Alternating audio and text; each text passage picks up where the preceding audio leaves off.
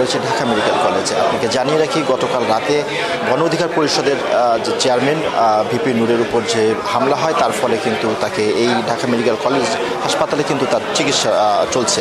এখন পর্যন্ত যদি বলি, তার অবস্থা কিন্তু স্থিতিশীল রয়েছে এবং তিনি আইসিইউতে রয়েছেন। এর মধ্যে তার চিকিৎসা যাতে আরও উন্নত হয় বা সর্বোপরি আরও পর্যবেক্ষণের জন্য কিন্তু 6 সদস্যের একটা মেডিকেল টিম গঠন করা হয়েছে।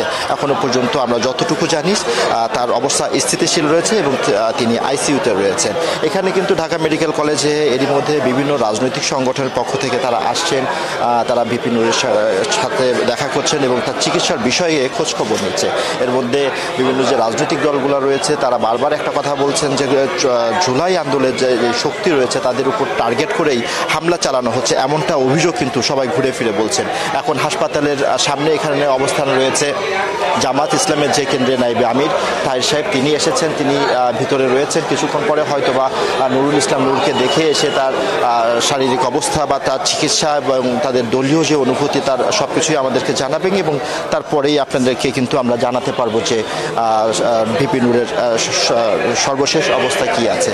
এর মধ্যে আজকে সন্ধ্যা 7টার কিছু পরে ঢাকা মেডিকেল কলেজের এখানে কিন্তু ভিপি নূরের যেই সংগঠন রয়েছে ছাত্র অধিকার পরিষদ, সেই ছাত্র অধিকার পরিষদের একটি মশাল মিছিলের কথা আমরা জানি, সেটা এখনও শুরু হয়নি, কিছুক্ষণ পরে হয়তো বা শুরু হবে। এর আগে বিকেলে জাতীয় পার্টির কেন্দ্রীয় কার্যালয়ে একটা সম্মেলন হয়। জাতীয় পার্টির পক্ষ থেকে বলা হয় যে ভিপি নূরের উপর যেই আক্রমণ করা হয়েছে তারা তার নিন্দা জানান, তার এর সাথে যারা দোষী বা দায়ী রয়েছেন তাদেরকে শাস্তির আওতায় আনার দাবিও কিন্তু জাতীয় পার্টির মহাসচিব জানিয়েছেন।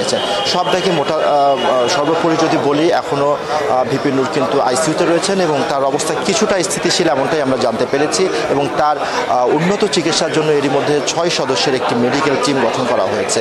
বিভিন্ন রাজনৈতিক দলের নেতাকর্মীরা আসছেন। এখন এখানে অবস্থান রয়েছেন জামাতের নায়েবে আমির ডাক্তার তাহের। এরপরেই হয়তো বা পরবর্তী বিষয়ে আপনাদেরকে জানাতে পারবো সর্বশেষ অবস্থা। ঢাকা মেডিকেল কলেজ থেকে এই ছিল আমার কাছে সবশেষ।